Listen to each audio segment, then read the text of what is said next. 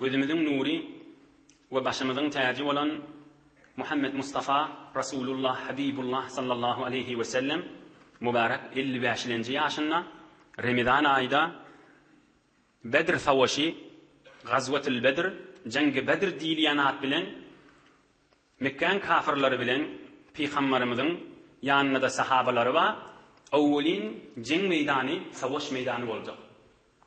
Geçen heftelerde Peygamber Allah köklüdüğünden bir neçe mukaddemat gurrunları geçipdi. Emma bugünkü gecede beyik Allah köklüdüğünden iki koşun biri-birine yakınlaşıp barjak ýagdaýlary. Kafirlaryň koşuny ahyrky gelip gonjak ýerine gonnular. Geçen hefte ahyrky gurrunşydy. Mekkan leşkeri koşunyň farmandasy başy Abu Cehl'di. O da aýtdy, şu Bedr diýen ýere baryp, 3 güllap haram işleri edip, bir şotada oyun turup, ýygyma gaýtmasam öwriljek däl diýipde, Bedr diýen ýerde bir defaň aňarsynda bir oýrak ýerde gonyp durlar. 1000 leşkeri bilen, hey urdy mujahhaz kılıçlary 200 aty barmyşdy. Şu koşunyň içinde. 1000 goly diýe barmyş. Hey adam sany olmasa 2 neferi bir diýe barmyşdy. Hemmesi kılıçly, şemşirli. 600'siniň dagy zerhi donu barmyşdy. Jende gelýän demirden donu barmyşdy. Ine 1000 nefer kafirin goşuny, Peýgamberimiz 300'den kärrek, 313 nefer dagy bar. Kılıçly az, birje 2 at 70 diýmiş. Muna hud Qur'an-ı Kerimde Yawmul Furqan diýe. Kafirlik we musulmanlygyň arasy açyljak güni. Be her hal kafirler şu Bedr diýen ýerde gonnular. Emma Peýgamberimiz Bedr diýen ýerden bir medaşanrak fasylada. Aw kulaga asaň hud Qur'an-ı Kerimde heýwiri kan aýalarda Sure-i Mübareke Ali İmran'na, Sure-i Enfal'le şu Bedr savaşyndan kan aýatlary ýerberýär. Be her hal Peýgamberimiz we ba'da'l istihbarat ta'akkada ladayhi sallallahu aleyhi ve sellem nuzulul jeyş'il Mekki qariban min Bedr. Peýgamberimiz zol habar alyp duranmışdyk. Peýgamberimiziň ýanyna dagyk senet bilen sabit bolupdyr ki kan nefer Mekkan ertişi leşkeri Bedre gelip jaýlaşypdyrlar. Indi Peýgamberimiz musulmanlar sahabalary bilen iki ýoly bar. Ya ewe ödüp gudrat kökelmeli bolýar. Bula 300 nefer, ola kafirler 1000 nefer. Ya da ýygyna gaýtmaly bolýar. Ýok, biz bilen owuny durp bilmeýäs diýip. Aham Peýgamberimiz sahabalaryň bu goşunyň farmandasy, belki serwer we serdar alem Muhammed Habibullah sallallahu aleyhi ve sellem pikir edipdir. Eger ýygymize gaýtsak, bütün musulmanlaryň haýbaty döwüljek diýip. Eger ýygymize gaýtsak, şayet Abu Cehl kafirler goşuny sürüp Medine'ye geltirler. Beter musulmanlaryň haýbaty döwüljek onna. Beter kafirler pankarjak. Ýa-da musulmanlar ezil boldy, hor boldy diýipde, başga kafirlere de ýaýrap, musulman gören kafirin oýuny bolar diýip Peýgamberimiz ewe gitmäge hewet etipdir. Aham derrow hemme sahabalaryny ewine oturdup, ulaqan bir meşwere goýupdyr, geňeş goýupdyr. Aham Peýgamberimiz aýdypdyr: "Ey sahabalarym, biziň ozal gelişimi kerwen diýip gaýdypdyk, jeng diýip, savaş diýip gaýtmapdyk. Emma kerwen aňyrak derýa kenarynda gaçypdyr. Biziň ýakynjygymyzda Bedriň aňarsynda defaň aňarsynda kafirler bar, näme maslahat ýeritmelim, ewe gitmelim diýipdir." Aham bir tofar sahabalar yüreklerine korku düşüp, bula jeng diýip gelmäpdiler, bir ulaqan öwlerini 1000 nefer ertişip diýip hiç kimiň ýadynda ýok. Häzir näçe tanlygy belli däl. Yüreklerine korku düşüp tuqa, faqama as-Siddiq radiyallahu anh faqala wa ahsan. Thumma qama Umar al-Faruq radiyallahu anh faqala wa ahsan. Aham Peýgamberimiz näme maslahat bilýär, ey sahabalarym diýipdir. Aham Hazreti Ebu Bekr as-Siddiq radiyallahu anh ýokary galyp, "Gaw gurrun aýdyp, gaw kep aýdypdyr, ewe gitmeden, muhtasar gysgaja aýdypdyr." Oturupdyr aham. Peýgamberimiz kan Ebu Bekr as-Siddiqyň kefine beter kulak asyp durmandyr. Näme dönşürem? Hop senki belli gitjegiň ewe gaşyn. Başga Medinelilerden bir nefer turup bir gaw keplete. Tädeki sahabalardan biri keplete, şoňa gözleşýänmişdik. Aham Hazreti Umar al-Faruq turup gysgaja kepläpdir. "Ya Rasulullah, ewe gideli, arka bolarsyp." Peýgamberimiz muňa da kan ähmiýet bermändir. O sen Abu Bekr, sen Umar belli ewe gitjegimiz. Aham şeýtirip tuqala 38 ýaşynda Mekke-i Mukerreme'den Resulullah bilen bilerek gelen sahaba Hazreti Miqdad radıyallahu anh turuptur. Hazreti Miqdad 38 yaşında cavan sahabamıştık. Ey cavan dost, gör Hazreti Miqdad necre kipleye. 300 sahaba yevnedi Resulullah sallallahu aleyhi ve sellem ma. Ya Nebiyallah, imdi lima arakallahu teala. Ey Resulullah, ne mi gözleşiptin, uğraylı yere gitmeli olsa deyiptir. Öyle değil deyiptir. Ol, Hazreti Miqdad ayıptır haşını. Ol, Hazreti Musa, kadim Hazreti Musa peygamber. Ala nebine ve aleyhissalatu vesselam. Bir vakt bir dayav kavminin cengetmeli olanına, Hazreti Musa'nın sahabaları aydıptır. Ey Musa, biz barıp vuruşup bilecekler. Bar Hudayın benim özün şu kafirliğine önüne durdu vuruşup ve deyiptirli. Musa peygamberin sahabaları. Biz olun Musa peygamberin sahabası yal o kefe aytmaz. Biz Muhammed Mustafa'nın sahabası deyiptir. Biz hiç vakt sana aytmaz. Bar biz durup bilmeyiz. Özün benim Hudayın öve füyüşü ve biz bir tadı gözleyip dururuz deyiptir. Sana aydamaz bir kefe deyiptirli. O hem aydıptır.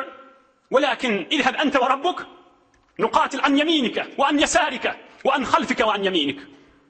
Ya Resulallah, Hudayın buyruğu bilen uğra sen, bizde sen sağından, solundan, gerek vakti evden, gerek vakti iyiden, aylanıp dururuz taşından deyiptir. O hem aydıptır. Fevellezî ba'aseke bil hakkı. 38 yaşında Hazreti Miqdad, cavan sahaba aydıptır. Allah bilen ant bolsun ya Resulallah.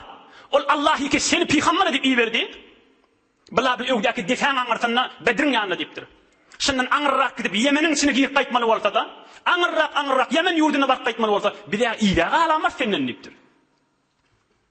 O hem şu kefe aydanına, Hazreti İbni Mes'ud aydiye, hemmemiz Resulullah'ını özledik. فرأيت رسول الله صلى الله عليه وسلم أشرق وجهه وسره رواه الإمام Bukhari في كتاب المغازي. Peygamberimiz gülü veriptir o hem. Peygamberimizin yüzü açılı veriptir. Bir cavan sahaba, yöne Mekke'den gelen sahaba. Resulullah sallallahu aleyhi ve sellemin oğabadaşı. Ebu Bekir'in Siddiq, Ömer Faruk, Ali Murtada, Osman bin Nuri, şolan oğabadaşları. Hazreti Miqdad min aydanına gülü veriptir Peygamberimiz.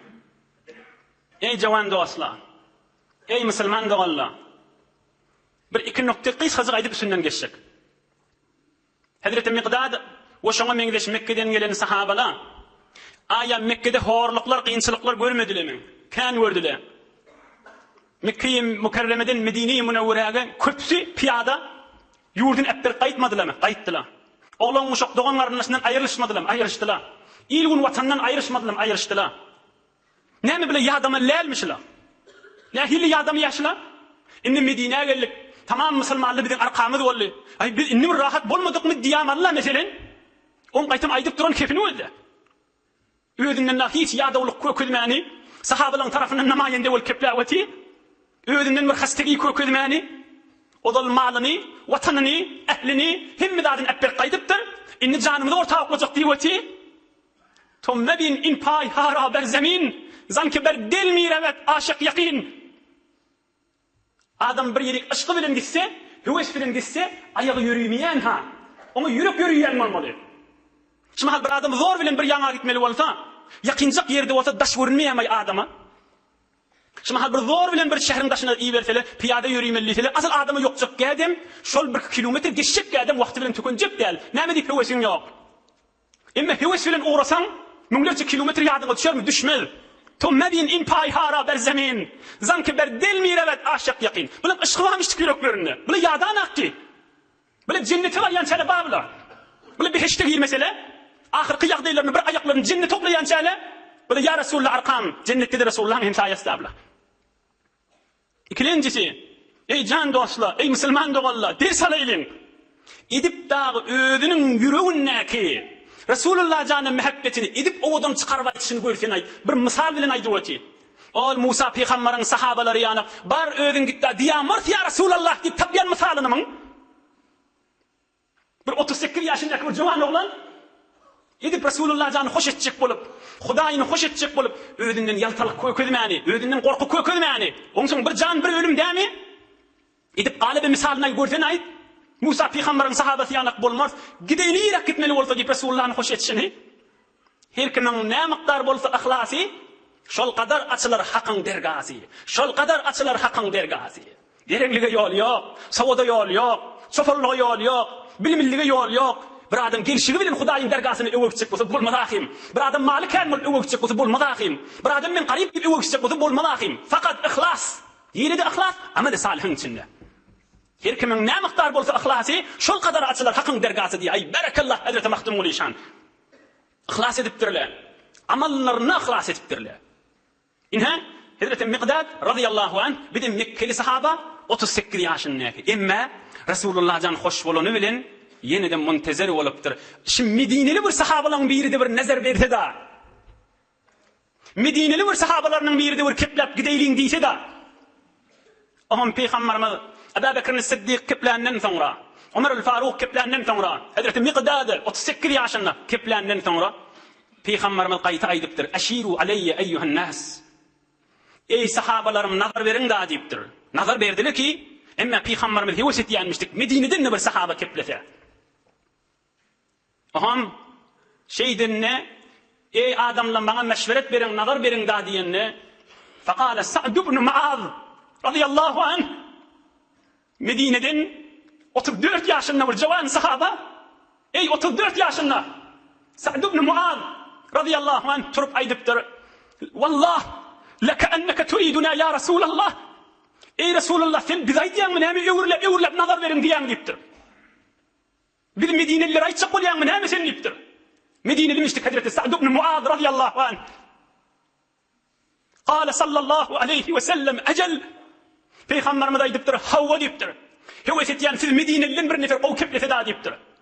Ewa gaşyn gitmeli, kafirlara gaşyn gitmeli, savaş jeňe gaşyn gitmeli diýip nazar berse şonu öldürip dun diýipdir.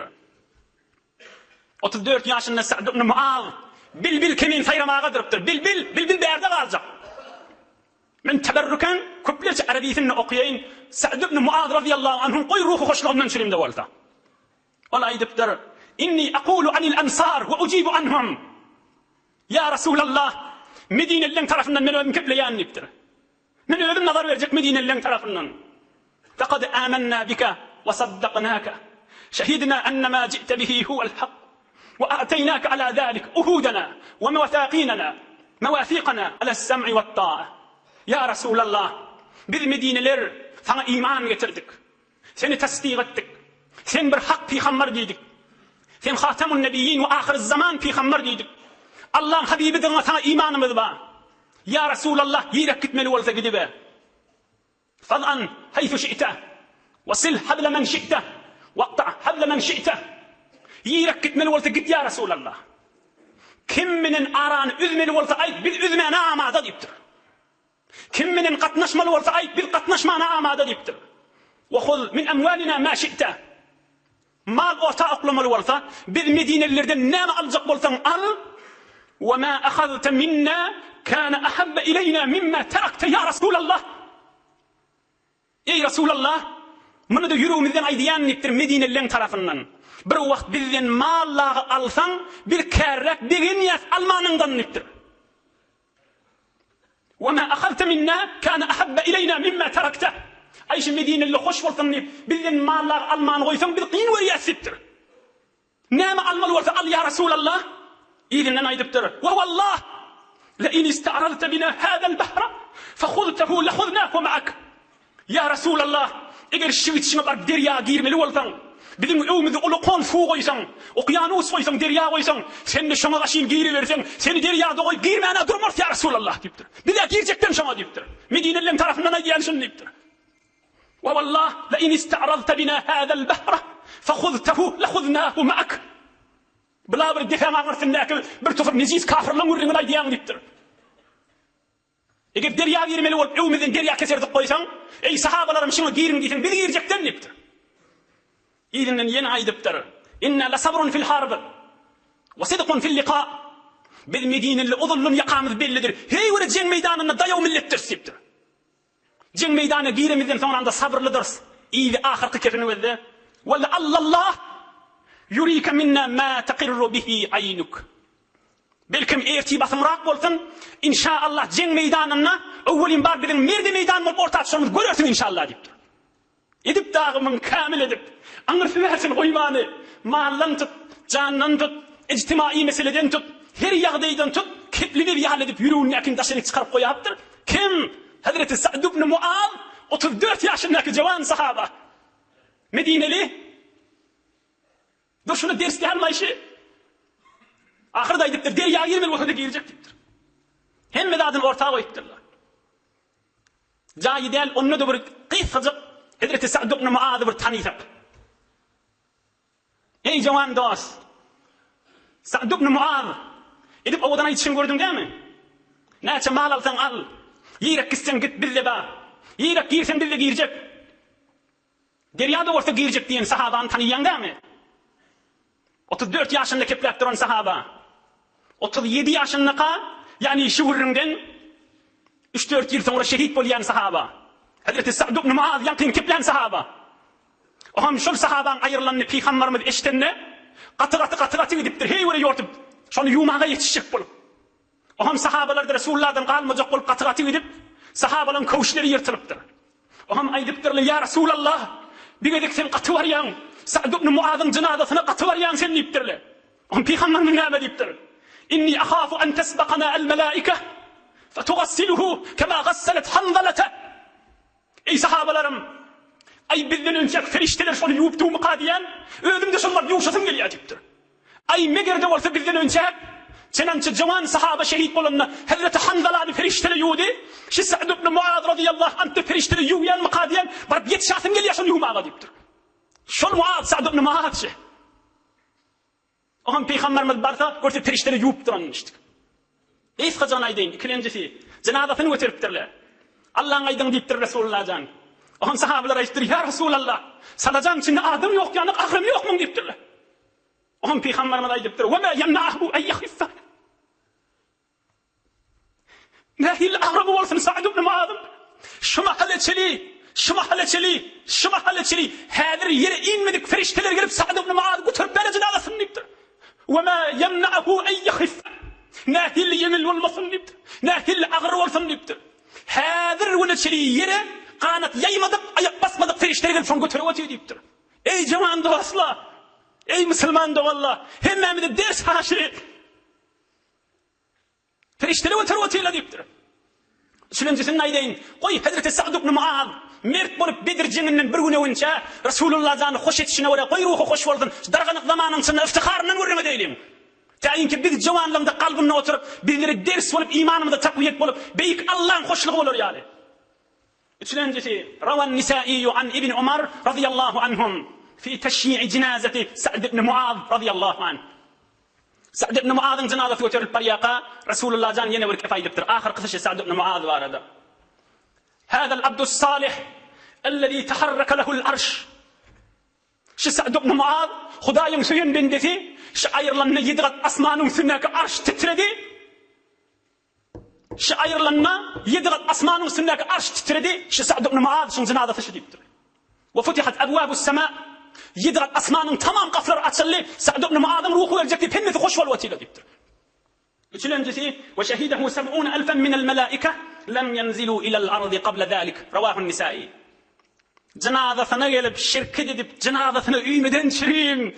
Sa'd ibn Muaz'ı dua etmeden çürüyüm. 70.000 perişte şu mahalleteliği gelmekte deyiptir. Şol perişteler gelip şun cenazasına şirket edip ötüyorlar.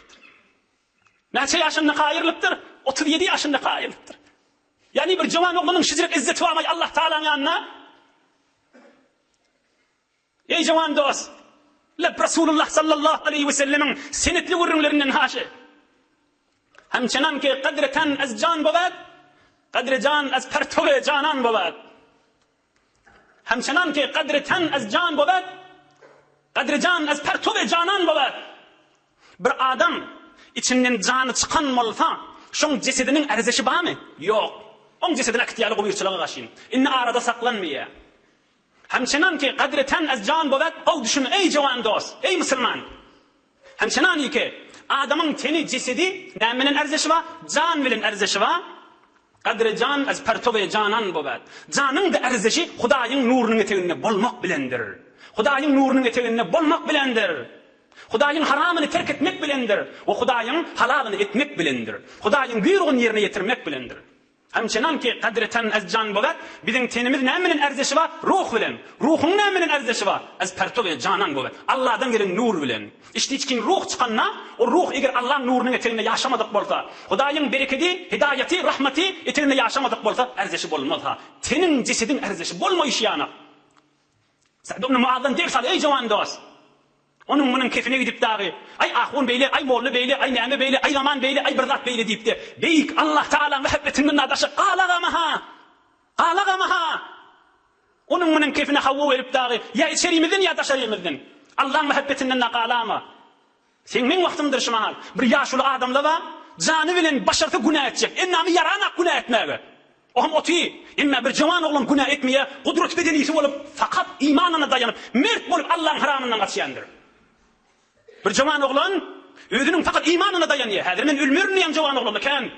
Ölüm näme aslan diýen adamlar var. Barakallah. Hazreti Sa'd ibn Muaz radıyallahu anh. Emma qarra adam ýaşly adam bir tofor wa jany bilen haram işlere barjak. Ennami yarana. Başara nakle etmege. Biz sen arasda gezmegin, sen nurun eteğinde yaşamagyň periştelerden farkyň ýokdur. Odal görürün kan geçti. Bir gün açılmaly gün gelecek. 2 daqiqa görürün aýdyn. Hudaý Taala Kur'an-ı Kerimde aýdýar. İnne yevmel fasli kana miqata. Hudaýyň kalamy şu. İnne yevmel fasli açılmaly, erheleydin açılmaly, oğul gyz aýryşmaly, ene ata bir-birinden aýryşmaly, ustad şagirt bir-birinden aýrylmaly, hak bilen nahakyň arasy açylmaly, haram bilen halalyň arasy açylmaly, dogry bilen egriň arasy açylmaly, we tamam açylmaly zatly açylmaly, kana miqata, hükmen boljakdan diýipdir Hudaý Taala. İnne yevmel fasli kana miqata. Açylmaly kıyamet gün. Ruh çıkan güni.